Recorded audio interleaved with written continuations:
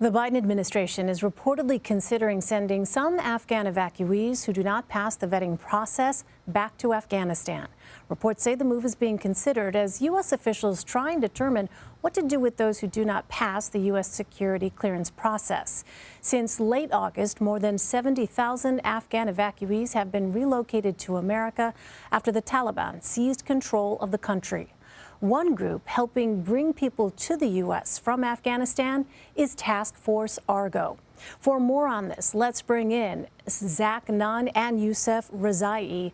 Zach is a co-founder at Task Force Argo and a Republican Iowa State Senator who is also running for U.S. Congress, and Yusef formerly served as an interpreter for the U.S. Marines in Afghanistan. He's now in the United States and studying to go to medical school. Task Force Argo helped evacuate his wife.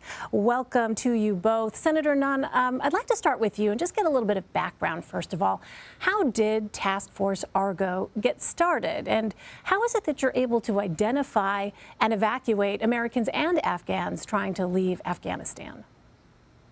Yeah, Elaine, thank you very much. We have an incredible team of over 150 plus volunteers who are former military veterans, currently serving intelligence officers, and folks kind of across the board who are working hard to evacuate not only American citizens, many who still remain in country today, but our Afghan allies who served with us in a variety of capacities.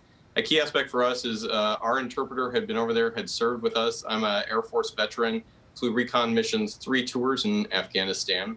And a huge aspect for this was that individual had loyally served with us, protected our forces on the ground for nearly 9 combat tours. And when Afghanistan fell, we felt we had a moral obligation to help evacuate him and his immediate family. And so in the case that happened with the Abbey Gate explosion, we had an individual, the Amari family, who was injured in that. The Taliban approached him. They asked what he did for the U.S. government. He said he was an engineer. They said, "You'll never work for the U.S. again." They promptly cut off several of his digits, his fingers on his left hand, and then shot him in the leg and left him for dead. He contacted us through this group of veterans. His family let us know what was happening, and like our interpreter, we worked to get him and his immediate family, 2 young daughters and 2 single women who were trapped in Kabul, to an evacuation site to the north. And working with chartered aircraft already on the ground as an Air Force guy, we kind of knew how we could get out of country, identified CAM Airline as an evacuation source, and flew our first shuttle of about 400 individuals out of Mazar Sharif into a third-party country. Most of those folks have now moved on to the United States.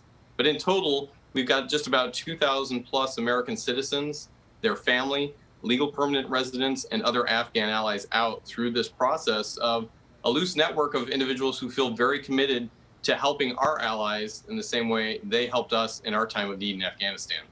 Yusef, let me ask about your own story. So I read that you served as an interpreter for U.S. Marines who were deployed to Helmand Province in Afghanistan, an area that saw some pretty intense fighting. You were able to leave, but Task Force Argo was able to help get your wife out of the country. Tell us about her story.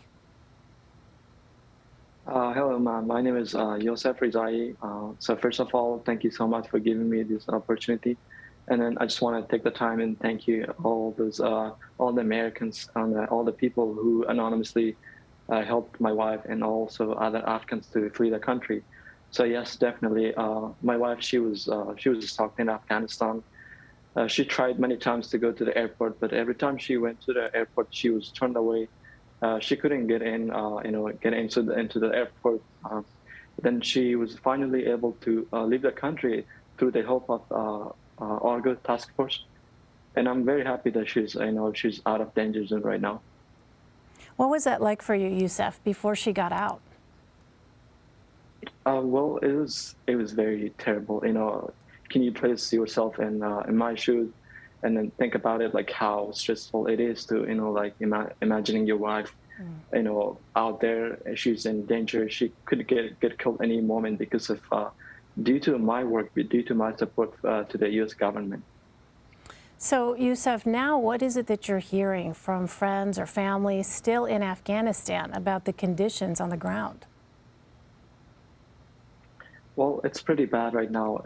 The Taliban, they have their own rules. You know how the Taliban they are. And then I also have my family members that are back in Afghanistan. So my family, my parents, they heard from his friends that they're, the Taliban, they're following, they're trying to catch these people who supported the U.S. Government. So it's pretty dangerous. Well, Senator Nunn, the evacuations are one thing, but how is Task Force Argo helping people resettle in America, and what are some of the challenges they face? Yeah, Elaine, so we have folks who have rightfully been able to evacuate, and now we are looking to integrate them into the U.S. And the first thing we always do is anyone who gets on our manifest, we share that information with the U.S. government through State Department prior to anyone getting on an aircraft, so that when they leave, we know that they're vetted and can ideally be processed onwards to the United States. For those individuals who are able to immediately move forward, they've been stationed in a number of U.S. military facilities. And here in my home state of Iowa, it's been a great bipartisan effort, Republicans and Democrats working together to bring folks into our community. And I will say this, these folks, a lot of them have very high skills. They went to school to be engineers, to be electricians. They speak English. They've served with us. And when they come to America, they want to integrate into our communities in a meaningful way, in the same way that Yusef now is looking to go to med school. This aspect is working with both the State Department for resettlement, but also through a number of our charities. The Catholic and Lutheran services here in Iowa have done a great job hosting hundreds. And then we're integrating them in, particularly in places like rural Iowa, where there are communities that have opened up their houses to say, hey, we're receiving this new member into our small community. And they bring a lot of enrichment to the communities across Iowa that haven't seen population growth, in some cases, for decades. So this is a really exciting thing for a number of communities, but also I think it speaks to the valor of individual Americans. We can have a conversation later about the fall of Afghanistan and where that blame lies. But right now we see some truly patriotic Americans raising their hand, serving as volunteers with Task Force Argo or other groups looking to evacuate Afghanistan. And then Americans across the country are saying, these are good allies, good friends. They've saved our sons and daughters in Afghanistan. We want to do the same for them right here in our hometown communities. Yusef, what is it that you would want to say to Americans who hear stories like yours and are maybe sympathetic, but think to themselves, there's a lot in this country that America needs to focus on, and right now might not be the best time to continue to have evacuees from Afghanistan come to this country. What would you say? Well, I want to thank you, thank those Americans that really helped all the Afghan allies, and then I just think about it, like we were the people, the people who helped you guys, like on the ground when it was very dangerous, dangerous. Now I think it's your turn to give it back and help us out. And our time is running short. Yusef, I want to give you the last word here. You have chosen to study to become a doctor. Why do you want to become a doctor in the United States? Well, America is really the land of opportunity. I believe as long as you work hard, you can fulfill your dreams. I want to become a doctor because I want to give back. I want to give back to the people of America because I was helped back in my country, and this is what I want to do for the people of America. All right. On that note, Iowa State Senator Zach Nunn and Yousef Rezai, a pleasure to talk to you both. Thank you very much. Thanks, Elaine.